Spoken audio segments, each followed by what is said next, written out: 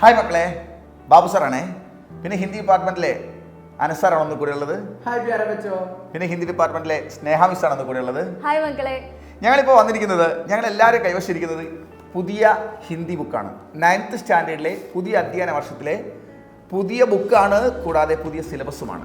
എന്താണ് ബാബുമാഷി പുതിയ സിലബസിന്റെ പ്രത്യേകത? പുതിയ സിലബസിൽ സാറേ നമുക്ക് പ്രധാനമായിട്ട് പറയാനുള്ളത് വളരെ രസകരമായ, വളരെ ലളിതമായ പാഠങ്ങളാണ് ഇത്തവണ വൈവിധ്യങ്ങളോട് കൂടിയാണ് ഓർത്തിണക്കി വെച്ചിരിക്കുന്നത്. കുട്ടികൾക്ക് അപ്പോൾ എന്തായാലും ഇഷ്ടപ്പെടും, ഏറ്റവും ഇഷ്ടപ്പെടും. വളരെ എളുപ്പമുള്ള ഒരു സിലബസ് ആണ് വരുന്നത്. ഭയങ്കരമായിട്ട് എല്ലാവർക്കും ഇഷ്ടപ്പെടാൻ പോകുന്ന ഒരു സിലബസ് ആണല്ലേ സാർ? തീർച്ചയായിട്ടും. നമുക്ക് പഠിക്കാനുള്ളത്, നമുക്ക് കഴിഞ്ഞ വർഷത്തെ 9th സ്റ്റാൻഡേർഡിലും കവിതകളുടെ ധാരാളം ഉണ്ടായിരുന്നു. ഇത്തവണ ടോട്ടൽ നമുക്ക് 12 പാഠങ്ങൾ പഠിക്കാണ്ട് 5 യൂണിറ്റ് ആണ്. ഈ 5 യൂണിറ്റിൽ നമുക്ക് പഠിക്കാനുള്ളത് ടോട്ടൽ 12 ചാപ്റ്ററുകളാണ്. അതിൽ 5 എണ്ണം കവിതയാണ്, പിന്നെ 2 കഹാനി വരുന്നുണ്ട്, പിന്നെ 2 ലേഖനം വരുന്നുണ്ട്, ഒരു ഷഷ്ടി വരുന്നുണ്ട്, ഇതുവരെ ഉണ്ടായിരുന്നത് വ്യത്യസ്തമായിട്ട്, പിന്നെ ഒരു നാടകം വരുന്നുണ്ട്, ലോകകഥയൊന്ന് വരുന്നുണ്ട്. അങ്ങനെയാണ് 12 ചാപ്റ്റർ. മാത്രമല്ല 5 യൂണിറ്റിലെ 12 ചാപ്റ്ററുകൾ 12 പഠിക്കണം. മുമ്പൊക്കെ ഓരോ യൂണിറ്റിന്റെയും അവസാനം അതിരിക്ത വാചൻ, ജസ്റ്റ് ഫോർ റീഡിംഗ് എന്ന രീതിയിൽ പാഠങ്ങൾ ഉണ്ടായിരുന്നു. ഇത്തവണ അങ്ങനെയല്ല, എല്ലാ ചാപ്റ്ററിൽ നിന്നും പരീക്ഷയ്ക്ക് ചോദ്യങ്ങൾ വരും. അപ്പോൾ എല്ലാ പാഠഭാഗങ്ങളും ഇമ്പോർട്ടന്റ് ആണ് എന്നുള്ളത് കുട്ടികൾ മനസ്സിലാക്കി. ഓക്കെ, പിന്നെ ഒന്നാമത്തെ യൂണിറ്റിനെ പറ്റി സാറിന്റെ അഭിപ്രായം എന്താണ് സാറേ? ഒന്നാമത്തെ യൂണിറ്റ് വളരെ ലളിതമായിട്ട് കുട്ടികൾക്ക് പഠിക്കാൻ കഴിയുന്ന രീതിയിലാണ് നമ്മുടെ ആദ്യത്തെ യൂണിറ്റ് ഉള്ളത്.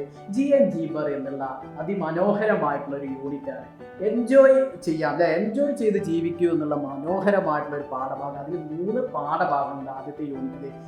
ചടപ്പടോർ നടുക്കട് എന്നുള്ള ഒരു പാഠഭാഗം, അതേപോലെ ബഹുത്ത് ദിനോ കെ ബാദ് എന്നുള്ള പാഠം, അതേപോലെ ഒരു കവിത, അതേപോലെ ഒരു ശാസ്ത്രം. ബൂഡിക്കാക്കി എന്ന് പറയുന്നത് നമ്മുടെ പ്രേംചന്ദിന്റെ വളരെ അധികം ഫേമസ് ആയിട്ടുള്ള ഒരു കഹാനിയാണ്. അതിന്റെ ശസ്തിയാണ് നമുക്ക് പഠിക്കാനുള്ളത് അല്ലേ? പക്ഷെ ശസ്തി അല്ലേ, ശസ്തി എന്നുള്ളത് കുട്ടികളെ സംബന്ധിച്ചുള്ള പുതിയൊരു വാക്കായിരുന്നു. തീർച്ചയായും നമ്മൾ ഹിന്ദിയിൽ ഷഷ്ടി എന്ന് പറയുന്നു സാർ, നമ്മൾ ഇംഗ്ലീഷിൽ തന്നെ നമ്മൾ പറയുന്നത് ബ്ലർബ് എന്നാണ്. മലയാളത്തിൽ നമുക്ക് പിൻതാൾ കുറിപ്പ് എന്ന് വേണമെങ്കിൽ പറയാം. അതായത് നമ്മളിപ്പോൾ ഒരു സിനിമയാവട്ടെ, ഒരു നോവലാവട്ടെ, ഒരു ബുക്കാവട്ടെ, ഇപ്പം നമ്മൾ എൻ്റെ കയ്യിലുള്ളത് പെരുമ്പടവത്തിൻ്റെ ഒരു സങ്കീർത്തനം പോലെ എന്നൊരു നോവലാണ്. നമ്മൾ മാർക്കറ്റിൽ ബുക്ക് വാങ്ങാൻ പോകുന്ന സമയത്ത് നമ്മൾ ഈ ബുക്ക് വാങ്ങി നമ്മൾ ജസ്റ്റ് ഇത് എന്തൊക്കെയാണ് വിഭവങ്ങളിലെന്ന് കംപ്ലീറ്റ് വായിച്ചു നോക്കുക എന്ന് പറഞ്ഞാൽ പെട്ടെന്ന് നടക്കുന്ന കാര്യമില്ല, ബുക്ക് വാങ്ങിയേ പറ്റുള്ളൂ. അപ്പോൾ നമ്മൾ ഈ ബുക്കിനെ കുറിച്ചുള്ള ഒരു ചെറു വിവരണം തൊട്ടു പിറകിലെ പേജിൽ കൊടുക്കുന്നു. അപ്പോൾ ഈ സങ്കീർത്തനം പോലെ എന്ന് പറഞ്ഞ നോവലിനെ കുറിച്ചുള്ള ബ്ലർബാണ്, പിന്താൾ കുറിപ്പാണ്, ശസ്തിയാണ് ഇവിടെ കൊടുത്തിരിക്കുന്നത്.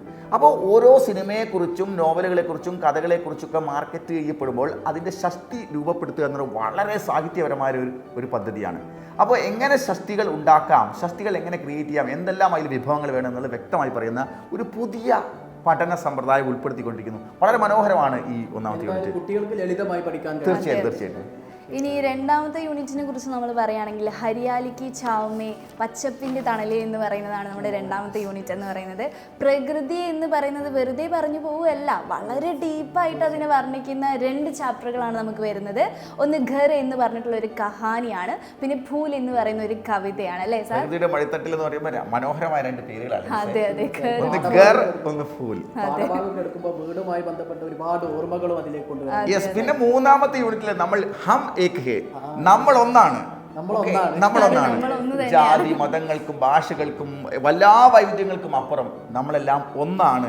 ഇത് ജബ് ഗാന്ധിജിക്ക് ഗാഡി ചോരി ചലി ഗയി, എപ്പോൾ ഗാന്ധിജിയുടെ വാച്ച് കളവ് പോയി എന്ന് പറയുന്നതും ജൻ ജൻ കാ ചെഹ്റായിക്ക്, എല്ലാ ജനങ്ങളുടെയും മുഖം ഒന്നാണ് എന്ന് പറയുന്നതുമായ ഒരു കവിതയും ഒരു ലേഖനമാണ് ഇതിനകത്ത് പഠിക്കാനുള്ളത്. എല്ലാം നമ്മൾ ഒന്നാണെന്ന് പറയുന്ന വളരെ മനോഹരമായ പാഠങ്ങളാണ് ഇതിൽ ഓർത്തുന്നത്. ഒരുപാട് ചിന്തകൾ കുട്ടികൾ. യെസ്.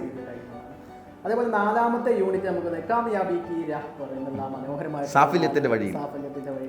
അത് ഫുട്ബോൾ കെ ദിൽ കാ രാജ അല്ലെ, ഫുട്ബോളിന്റെ മാന്ത്രികൻ പെലെയെക്കുറിച്ചുള്ള മനോഹരമായിട്ടുള്ള ഒരു പാഠഭാഗം. അതേപോലെ ഗർ പേഡ് ഓർ താരേ കി യാദ് എന്ന് പറയുന്ന മനോഹരമായിട്ടുള്ള ലോക് കഥ, വീടിന്റെയും വൃക്ഷത്തിന്റെയും നക്ഷത്രങ്ങളെ കുറിച്ചുള്ള ഓർമ്മകൾ. എത്ര മനോഹരമാണ്.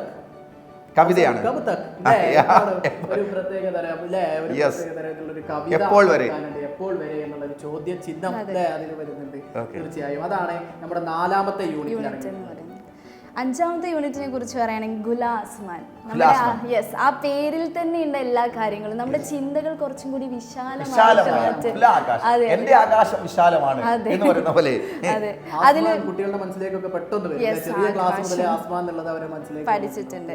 അതിൽ നമുക്ക് 2 ചാപ്റ്റർ വരുന്നുണ്ട് സാർ. അതിൽ രാജാ ഒരു വിദ്രോഹി എന്ന് പറയുന്നത് ഒരു നാടകം. അതാണ് ക്ലാസ്സിൽ കുട്ടികൾക്ക് പെർഫോം ചെയ്ത് പഠിക്കാനും മാത്രമല്ല വളരെ ആശയം വ്യക്തമായിക്കൊണ്ട് ഒന്ന് രാജാവാണ്, മറ്റൊന്ന് വിദ്രോഹിയാണ്. വിദ്രോഹിയാണ്. ഭരണകർത്താവ് രാജ്യദ്രോഹിയാണ്. നാടകമൊക്കെ അവതരിപ്പിച്ച് തന്നെ കുട്ടികൾക്ക് മനോഹരമായിട്ട് പഠിക്കാൻ പറ്റുന്ന ഒരു Yes, yes. കാര്യമാണ്. അതേപോലെ ഒരു കവിത വരുന്നുണ്ട് ബോൺസായി എന്ന് ബോൺസായി വളരെ സൂപ്പർ. ബോൺസായി എന്ന് പറഞ്ഞാൽ വലിയ സസ്യങ്ങളെയൊക്കെ നമ്മൾ റൂമിൻ്റെ അകത്ത് കൊണ്ടുവന്നിട്ട് ചട്ടിക്കകത്ത് വളർത്തിയെടുക്കുക. പക്ഷേ അതിന് ചെറിയതാണ്, എത്ര വർഷങ്ങൾ കഴിഞ്ഞാലും. അപ്പോൾ 150 വർഷം പഴക്കമുള്ള അരയാൽ മുത്തച്ഛൻ പ്ലേറ്റിൻ്റെ അകത്ത്. അതിനോട് നിങ്ങൾ വിയോജിപ്പാണോ വിയോജിപ്പാണ് കവിയുടെ ഒക്കെ നമുക്ക് അതിൽ പഠിക്കാനുണ്ട്. ഓക്കെ, അതെ, സസ്പെൻസ് ആണ്. Yes yes yes. അങ്ങനെ 5 യൂണിറ്റുകളാണ് നമുക്ക് ഇതിനകത്ത് പഠിക്കാനുള്ളത്. വളരെ വിശദമായിട്ട് പഠിക്കേണ്ടതുണ്ട്, വളരെ രസകരം. മാത്രമല്ല സാർ, ഇതിൻ്റെ തുടർച്ചയാണ് അടുത്ത വർഷം SSLCക്ക് വരുന്നത്.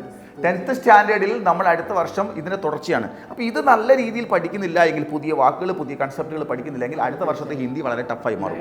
പുതിയ പുസ്തകം പരിചയപ്പെടുന്നു, 10th വീണ്ടും അവർ പുതിയ പുസ്തകം. യെസ്, ഇതിൻ്റെ തുടർച്ചയാണ്. ഇതിൻ്റെ തുടർച്ച അവർക്കൊരു പരീക്ഷണം രൂപത്തിൽ ആദ്യം ഇവരാണ് ടെക്സ്റ്റ് ബുക്ക് ഒക്കെ ആദ്യം അറ്റൻഡ് ചെയ്യാൻ പോകുന്നത് നമ്മുടെ 9ാം ക്ലാസ്സിലെ. ഇപ്പം നമ്മളെ ആപ്പിലൊക്കെ നമ്മൾ ഇതിൻ്റെ ക്ലാസ് തുടങ്ങി കഴിഞ്ഞു. വളരെ ഡീപ്പായിട്ട് എല്ലാ കാര്യങ്ങളും വിശദമായി നമ്മളെ ആപ്പിലൊക്കെ നമ്മൾ ക്ലാസ് വയ്ക്കാം. ക്ലാസ്സുകളും കറക്റ്റ് ടൈമിൽ എക്സാം യൂണിറ്റ് കഴിഞ്ഞ അവസാനവും കറക്റ്റ് ടൈമിൽ എക്സാം നടത്തുന്നതായിരിക്കും.